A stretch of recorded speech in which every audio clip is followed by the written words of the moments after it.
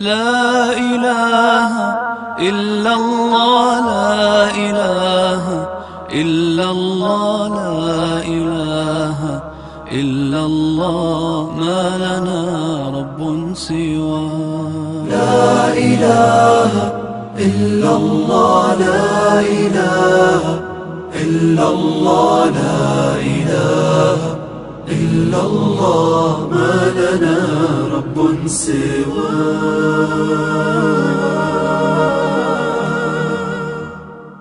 ربنا رب القلوب وهو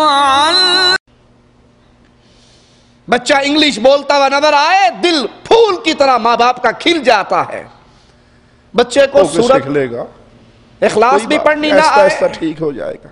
دل میں سے وہ اہمیت دم توڑ گئی ہے کہ یہ جہاں دنیا چھوڑنا ہے، ہمیشہ کا ٹھکانہ اللہ کے نہیں سامنے ہے، پیش ہونا ہے.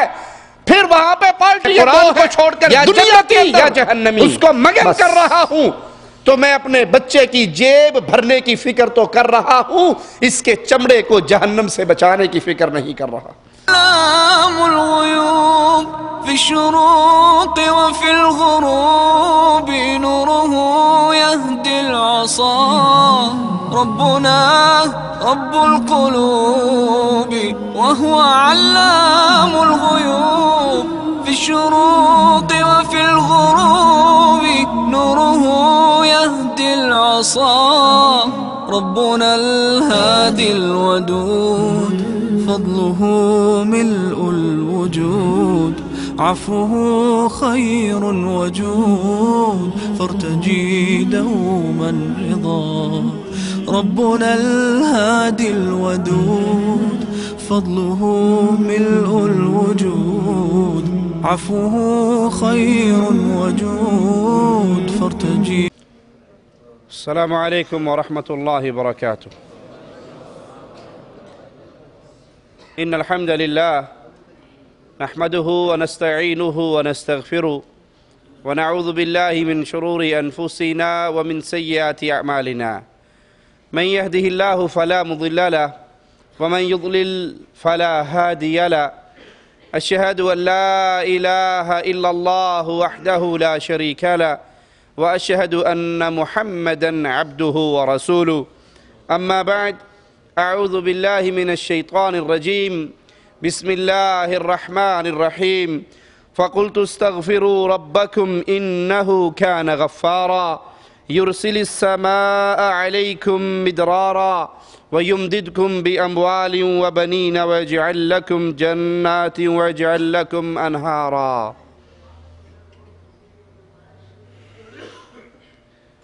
خوش نصیب ہے وہ انسان جس کو توبہ کی توفیق مل جائے،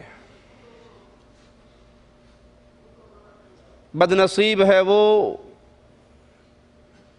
جو گناہوں پر گناہ کرتا جائے اور اس کے دل میں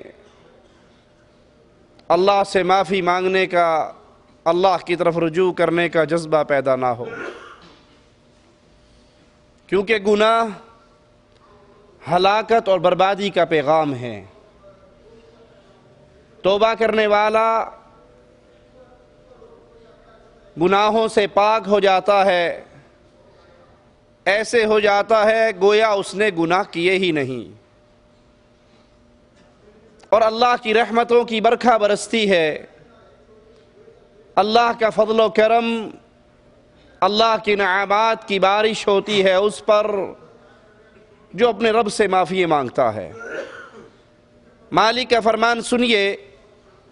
نوح علیہ السلام اپنی قوم کو یہی پیغام دیتے ہیں، اپنی قوم کو دعوت دیتے ہیں کہ وہ گناہوں سے معافی مانگیں. قرآن حکیم بیان فرماتا ہے فَقُلْتُ اسْتَغْفِرُوا رَبَّكُمْ. نوح علیہ السلام اپنی قوم سے کہہ رہے ہیں استغفار کرو، اپنے رب سے معافی مانگو، اپنے رب کے دروازے پہ جھک جاؤ. اس استغفار کا، اس معافیوں کے سوالات کا، توبہ کرنے کا نتیجہ کیا نکلے گا؟ رزلٹ کیا نکلے گا؟ تمہیں ملے گا کیا انہو کان غفارا، تمہارا اللہ، تمہارا رب تمہارے گناہوں کو معاف کر دے گا۔ پہلا فائدہ تو یہ ہوا کہ انسان کے گناہ معاف ہو گئے، اور جس کے گناہ معاف ہو جائیں وہ اللہ کی جنت کا مہمان بنتا ہے۔ یاد رکھ لیجئے، جنت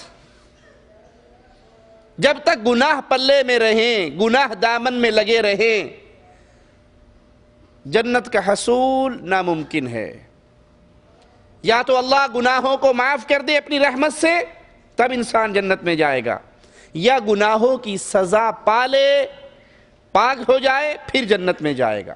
جنت اور گناہ یہ دونوں اکٹھے نہیں ہو سکتے۔ گناہوں سے پاک ہونے کے بعد پھر انسان اللہ کی جنت کا مہمان بنتا ہے۔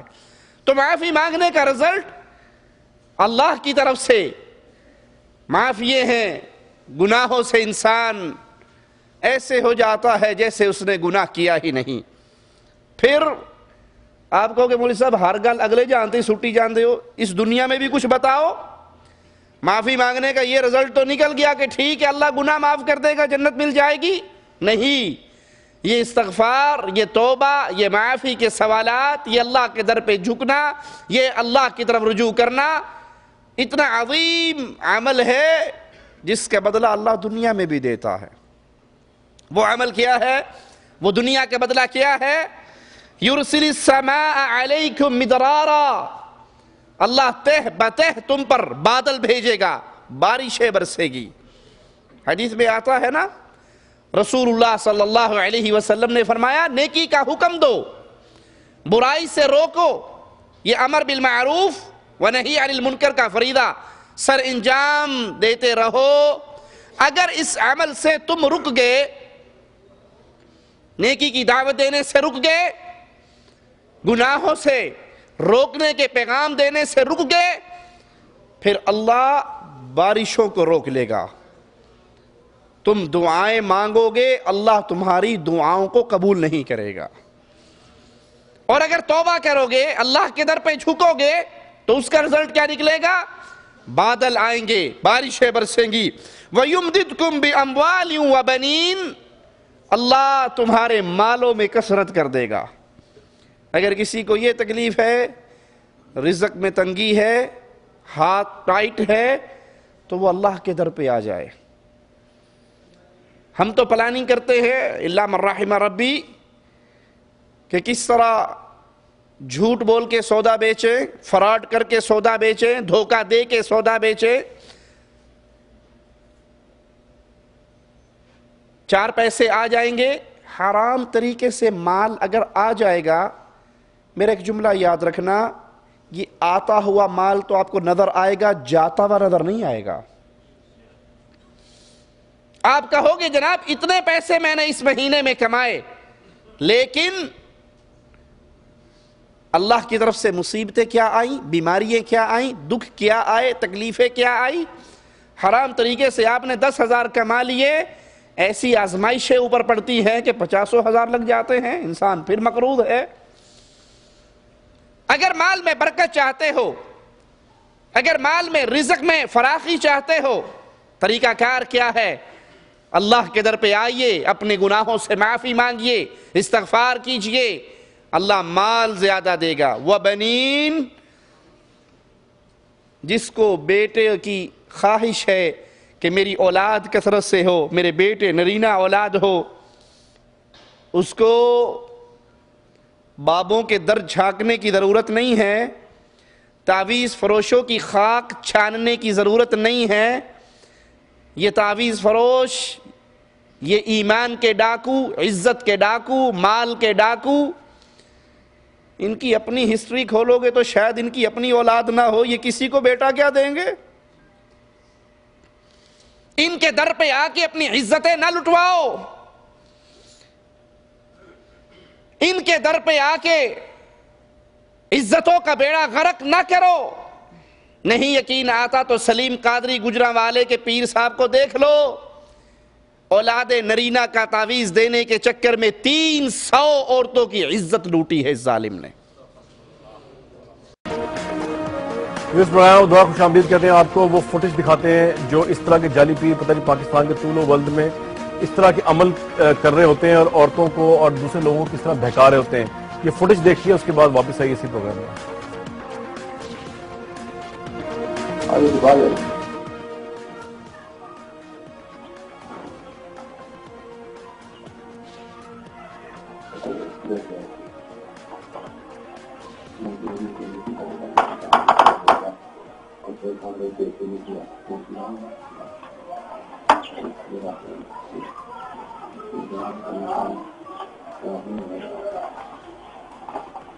یا خدایا جہاں بنا ہوا سے کہتے ہیں ہمارا معاف کرنا.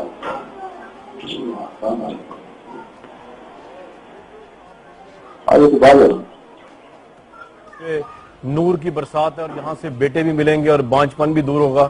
اس کے بعد جو ہے وہ ایک تعویذ بنایا کرتا تھا اور تعویذ کو جو ہے وہ خاتون کے پشت کے نیچے رکھتا تھا.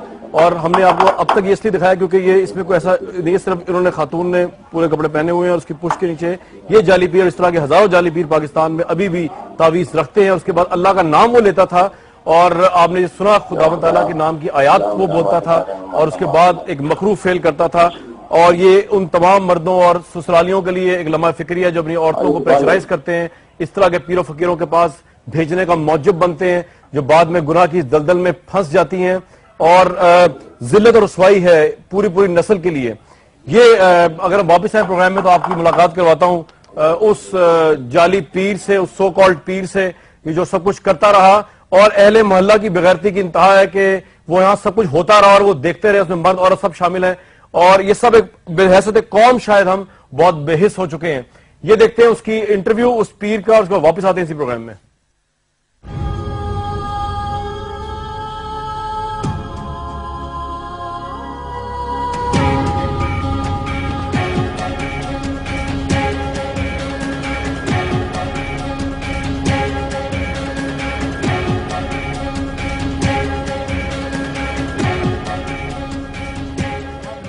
کہتے تھے کہ آپ بیٹا دیں گے ان کو؟ نہیں سر, میں سال پہلے سر دام بند کر دیا, پچھلے روزوں کا سر میں نے بند کر دیا تھا کام سارا. جی سر. ہاں سر پتہ نہیں کتنی خواتین کو آپ نے اپنی زندگی کا نشانہ بتائیں؟ ہمارے پاس 27 کی مووی ہے. بس سر جتنی آپ کے پاس ہے اس سے پہلے بھی کوئی میڈیا آیا, کیا کیا آپ نے؟ نہیں سر, پہلے جب میرا کارڈ گم ہوا تھا میموری کارڈ, ہمارے کارڈ آپ کا ملا, پھر بندوں نے ان کو 40,000 روپیہ دیا ہے, انہوں نے پورا ڈاٹا ضائع کر دیا. اسی سے پتہ نہیں کس نے اپنے پاس رکھا ہوا تھا. جی آج اس نے پھر دوبارہ آپ کے پاس بھیج دیے.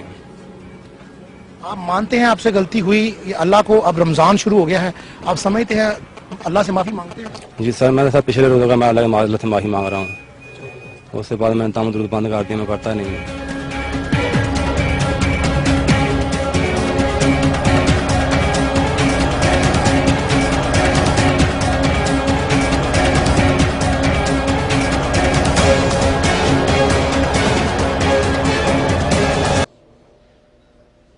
اگر آپ کو خواہش ہے کہ بیٹے ہوں تو اللہ کے قرآن مجھے اور آپ کو راستہ سکھا رہا ہے.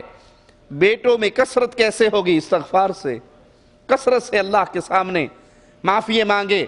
استغفر اللہ, رب اغفر لی, جو بھی الفاظ میں استغفار کرنا چاہیں.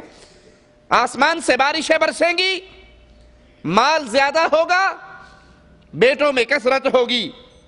وَاجْعَلْ لَكُمْ جَنَّاتٍ وَاجْعَلْ لَكُمْ أَنْهَارًا, باغات ہرے بھرے رہیں گے, نہریں تمہاری بھری رہیں گی, قحط سالی کا خطرہ نہیں ہے. یہ ساری چیزیں, آسمان سے بارشوں کا برسنا, مال کا زیادہ ہونا اور بیٹوں کی کثرت ہونا, باغات کی بہتری ہونا, نہروں میں پانی کا بھرا رہنا, ان تمام چیزوں کے پیچھے راز کیا ہے؟ ایک اللہ کے در پہ جھکنا, استغفار کرنا, معافی کا سوال کرنا. یہ عمل جب کرو گے اللہ کی طرف سے رحمتیں برسیں گی. صالح علیہ السلام نے اپنی قوم کو یہی پیغام دیا. وَإِلَى ثَمُودَ أَخَاهُمْ صَالِحًا, اور سمود کی طرف ان کے بھائی صالح کو بھیجا. قال یا قوم اعبدوا اللہ ما لکم من الہ غیرہ, انہوں نے کہا اے میری قوم اللہ کی عبادت کرو, اللہ